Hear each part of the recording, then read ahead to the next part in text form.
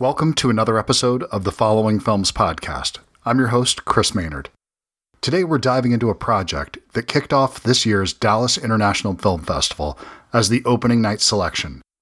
It's a film that uses the backdrop of competitive youth basketball to explore much larger themes of family, grief, and the weight of expectations. Joining me today is writer and producer Todd M. Friedman to discuss his new film, Last Shot. Starring Jaime Pressly and Michael Rapaport, the story follows a young basketball prodigy navigating life after a significant loss. What makes this project particularly compelling is how it leans into a grounded, realistic drama, a narrative depth that stems from Todd's own experiences on the sidelines and the unique decision to cast his son, Dylan Friedman, in the lead role. We're going to talk about the transition from a personal experience to the page, the collaboration process of indie filmmaking, and what it's like to premiere a project of this scale. Hope you enjoy the show. Thanks.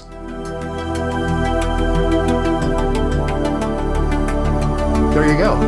That's appropriate. So thank you for taking time to do this today. I really appreciate it. Sure, of course. Thanks for having me. No, I was excited to check out the film because I am a sucker for sports movies anyway. But to see something like this with the casting that you had on this and to be doing something that really, I think, speaks to dads, because there is a long shadow of the father in this film. And it's kind of a gender reversal in what you would typically see in a story like this. And so the father that doesn't have enough time for his kids and those things, and, you take that and you subvert it, which is, I think, an important story to tell, an important side of a story we've seen before.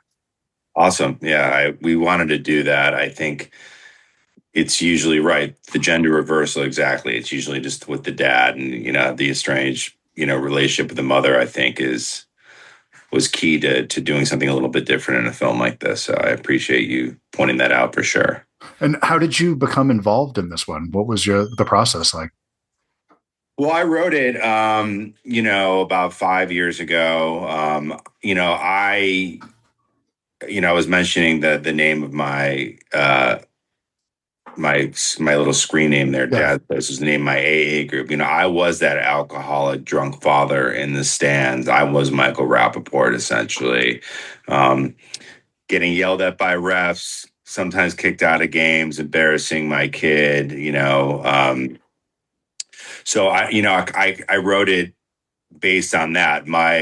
My oldest son, who's a high school basketball player, it's based on my relationship kind of with him. And it's interesting that my youngest son plays the role in the film. So it's sort of like cathartic, a cathartic, just full circle moment for me, and writing this. And, we were able to make it, and it's been an amazing experience. Well, I really appreciated the way that the father, Michael Rapaport's character, was handled in this, because typically a character like this is incredibly one-dimensional, where you show people that are struggling with alcoholism, but they're not dedicated to their kids. They're not somebody who cares. And this is a guy who does care about his kid. He's just doing everything in the wrong way. And I think right away when you see him reaching for that, styrofoam cup, that we know what's in there, and your heart's going out to this guy. You feel sorry for him, but at the same time, you're disgusted by him. And I think we've all been at games, as a father of two boys, I've been at games where there were dads that got too loud and got too emotional and, have been kicked out. I fortunately have never been the one that was kicked out, but I understand the inclination. Yeah. And you throw alcohol into the mix, and I absolutely would have been that guy. So I really appreciated that this was a human character, because that was so important for the rest of the film. It's unfortunately a little prevalent right now with like club and youth sports. I mean, you see it, if you see it on TikTok videos, you see it on, everywhere. But there's always, whether it's baseball, whether it's basketball, whether it's volleyball. I have a daughter that plays volleyball. There's always going to be that parent, it seems like, going a little too overboard. And it's frankly, it's bad for the game. It's embarrassing, but it is what it is. I mean, that's just kind of the society that we live in right now. People take it so seriously. And I was one of those people.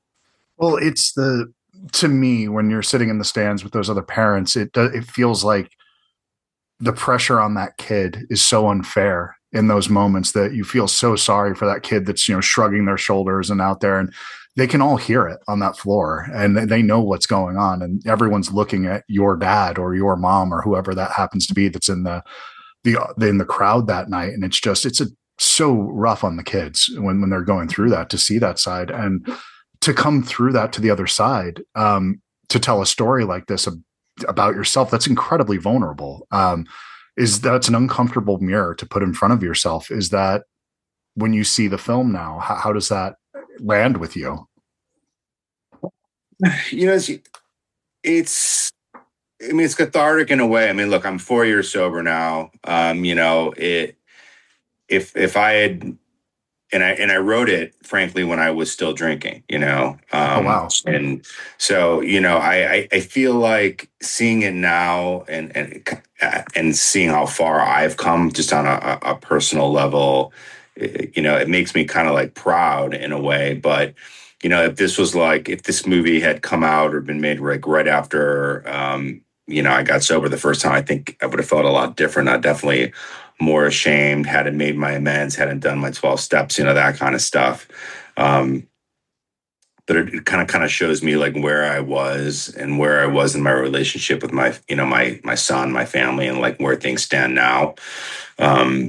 So I'm definitely proud of, of obviously what I've been able to accomplish just on a personal level. And, being able to do this movie has just been like a kind of icing on the cake for sure.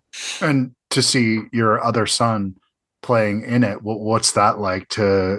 That's a heavy weight to carry, because it's really, if he doesn't work in the film, the movie's not going to work. Yeah, I was definitely nervous. He did a really, like he really, really worked extremely hard in preparing for this role. Working on set, coming prepared every day. He had amazing teachers, Jaime Presley, and every scene with him, she was tough on him. It was definitely a master class in acting. Let's put it that way for sure. Well, And side of her we've never seen, really. I've never seen her in something like this. She can do much more than I think people probably that know her from the comedies and these things that you know her from. She's doing something that has a lot more depth here than I've seen before. Yeah, she crushed it. I mean, she was so prepared. We had worked together on a previous film, Re-Education of Molly Singer. It was the second film that my production company, Hemlock Circle, had made. And, she was only on set for maybe like 2 days. I really didn't get to interact with her much. But just being on set with her, every day for this film and, learning from her. She was also produced this film with us. Right. It was really an amazing experience, and she just brought it.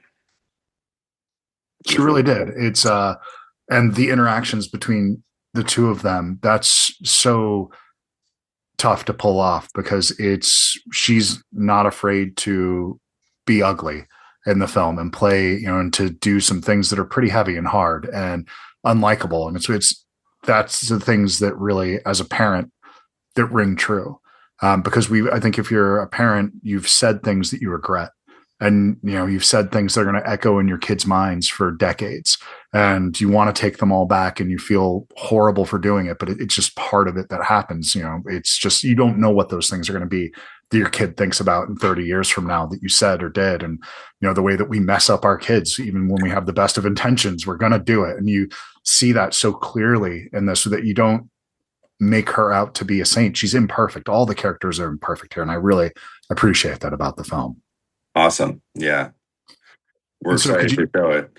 Could you talk a little bit about that, and kind of the idea of not only the gender switch of that, but allowing the mom to be somebody that is distracted, that's not completely automatically paternal, and something as a society, I think that we put too much pressure on women to automatically be paternal, and that it's something that doesn't come necessarily instinctually to everybody, male or female. And so I think that this was a really interesting take on this character. Yeah, I think, You know, it was interesting. So we originally had wrote. I originally had written it as Jamie's character was like a Hollywood executive, Okay.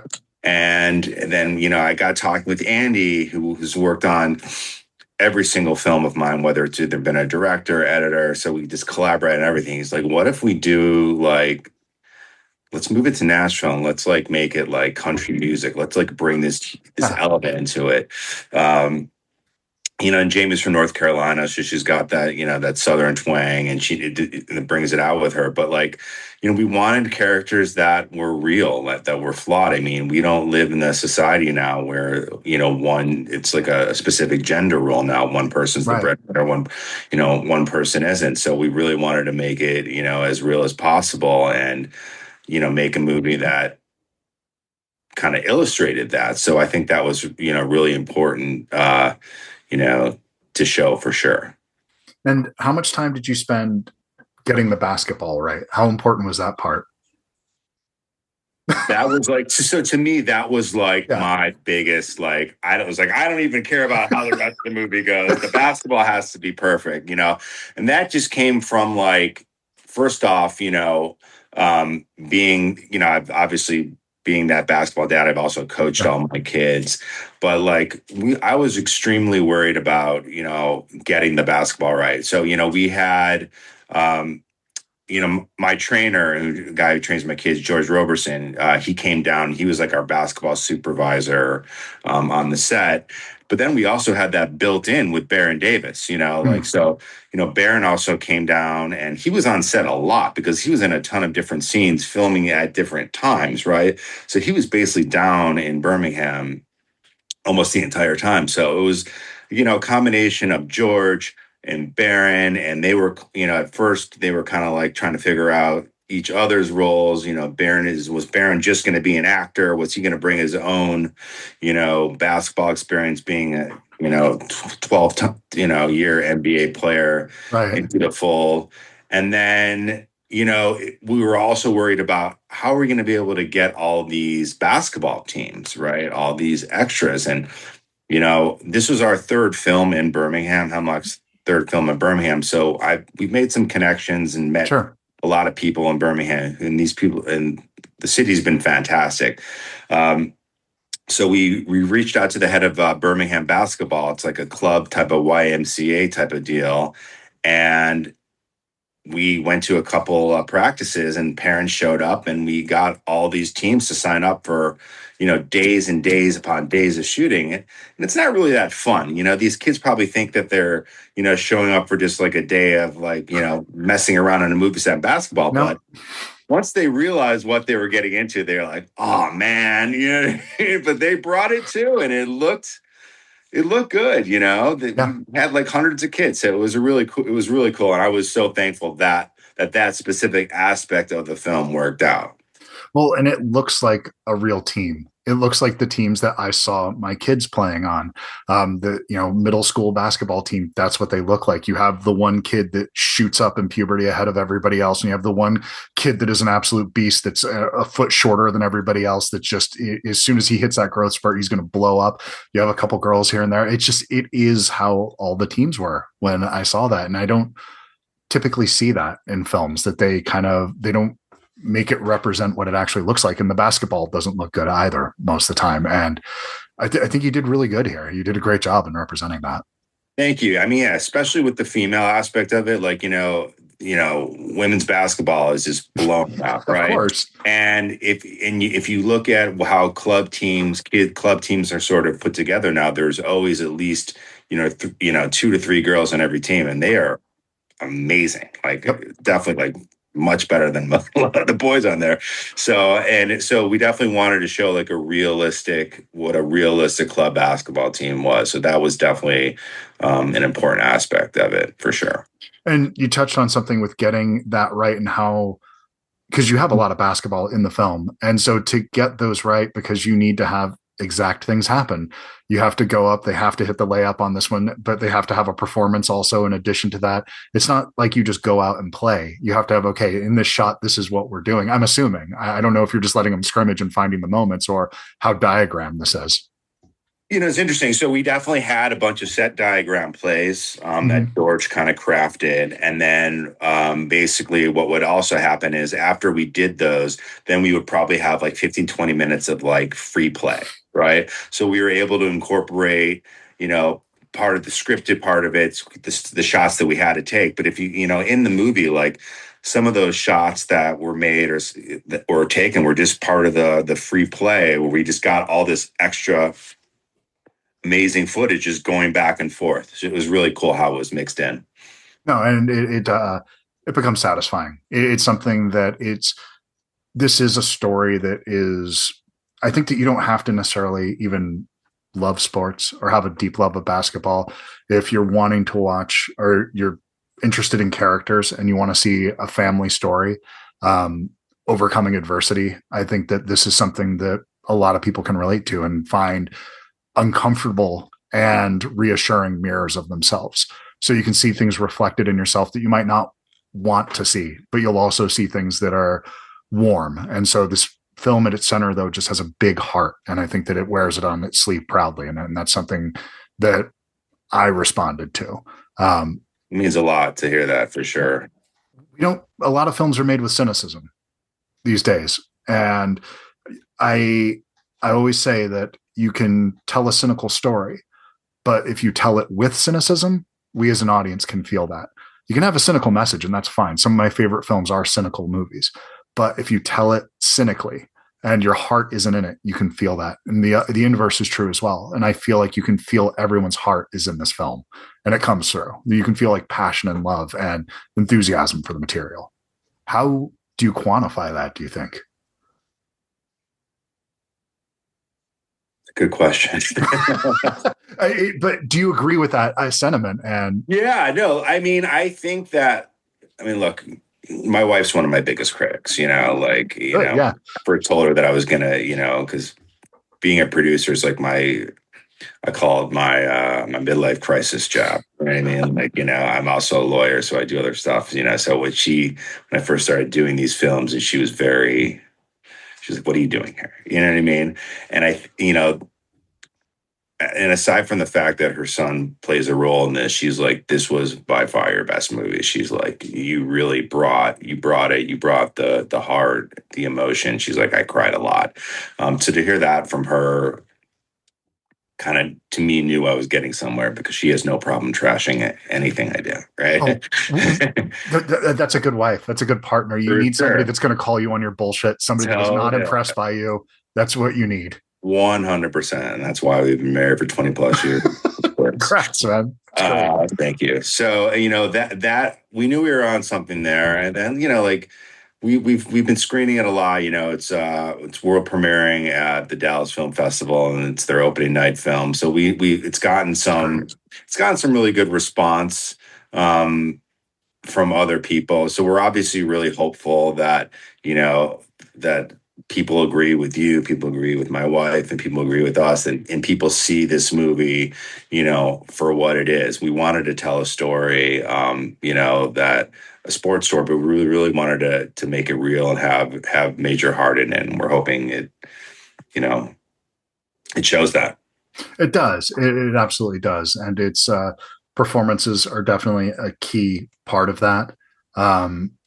Your son, watching him in the film, I didn't realize that was your son. That's got to be a pretty powerful experience to look at him in this and see him saying the words that you wrote, and to have that experience of seeing him come to the other side of that. How does he handle it?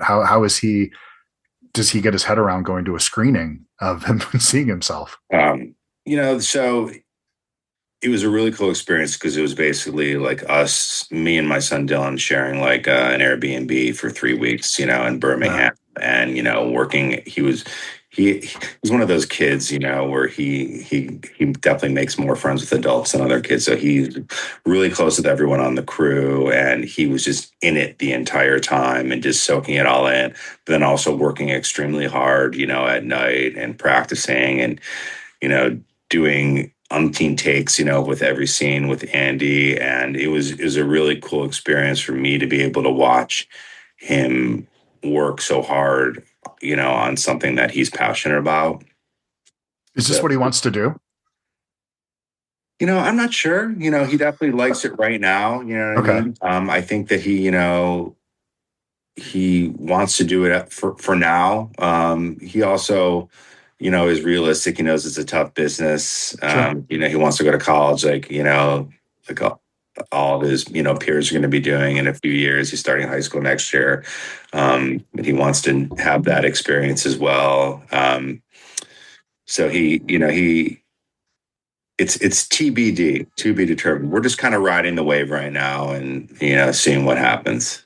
Well, what an incredible gift, though, to have, um, that he can look back at this, even if he never does anything for the rest of his life, that when Yeah. he's 45, 50 years old and he's sitting down with his kid and she can say, hey, do you want to see something I did with my old man when I was your age, that kind of thing. And what a cool way to just have this time capsule of this moment in this in his life. That's just a wonderful thing that very few people have. And the fact that it's not something he needs to be embarrassed by. When I open up the poetry that I wrote when I was a teenager, I would never share that with anybody. Any of the art I tried to create when I was in high school, no way in hell I would ever let anybody see that now. He actually has something he could be proud of years to come. Yeah, I mean, he still gets a little skittish when we show it.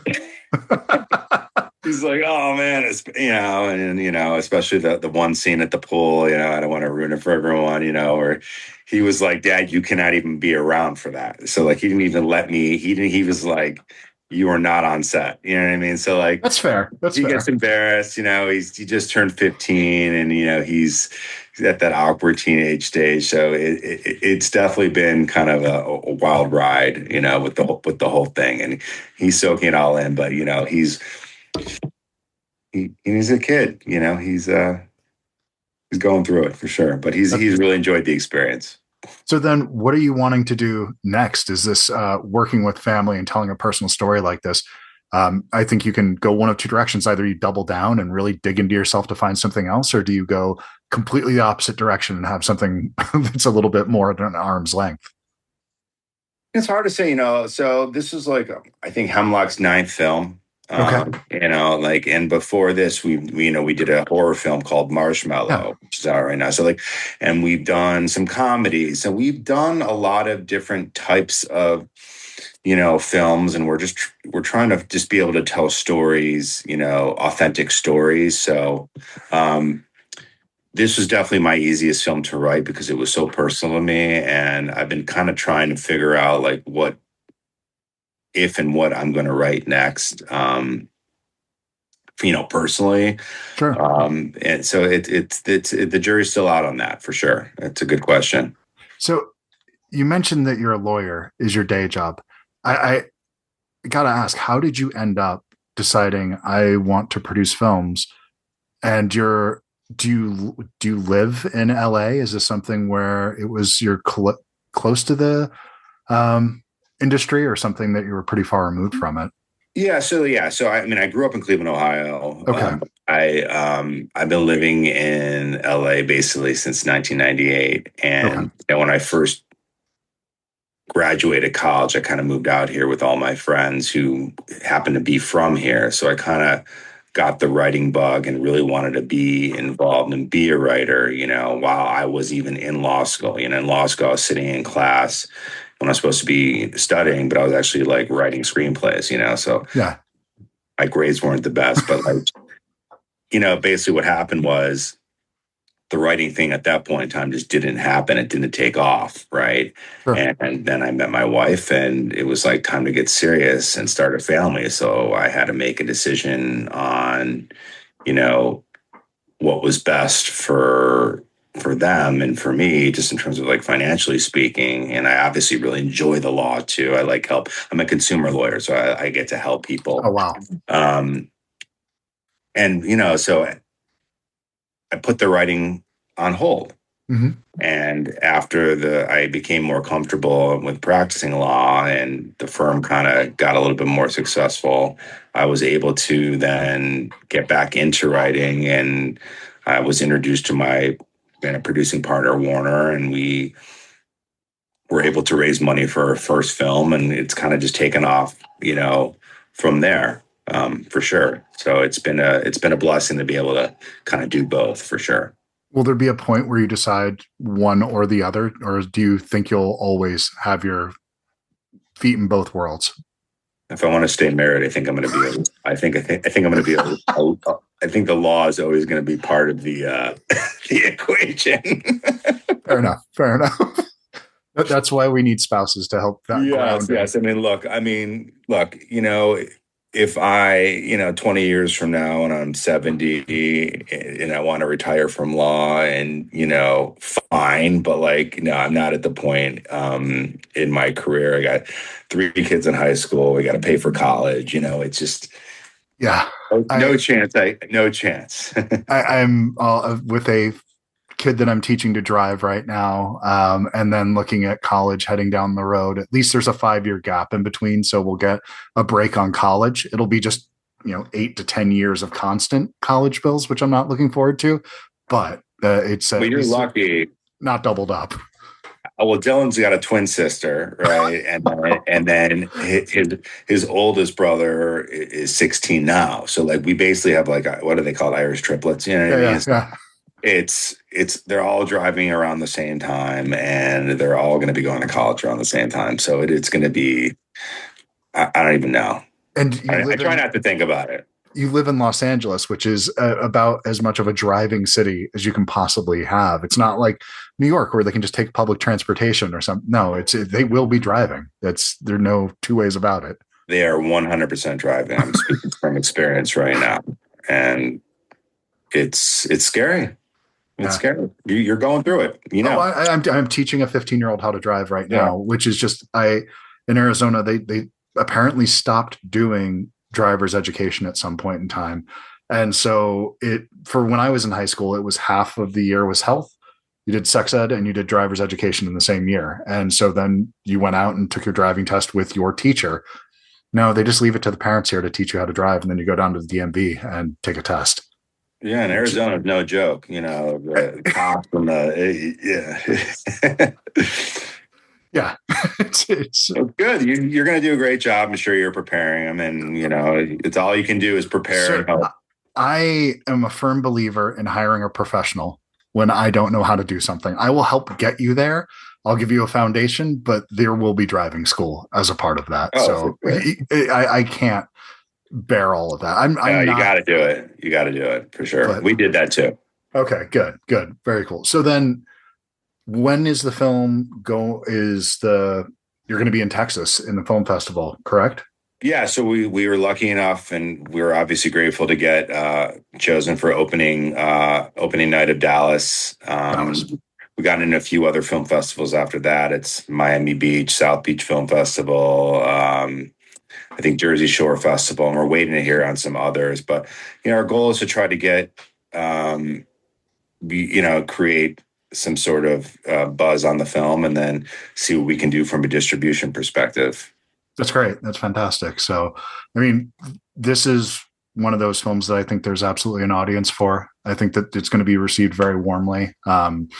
It's pretty rare that you can see a film that I could show to my 15-year-old as well as I could show to my mom. I can show it to my wife, and we would all get different things out of it. So you got a special one here. So congratulations, man. I really appreciate you watching it, taking the time and supporting it, and talking with me today, for sure. Oh, it's literally the reason that I do this is for films like yours. It's just that best job I ever had in my life was working at a video store and recommending things to people. And that's what I'm doing today. It's just recommending to something that may be a little bit under the radar at the moment, but I think this is definitely going to find its audience. So congratulations. Thank you so much. Appreciate it.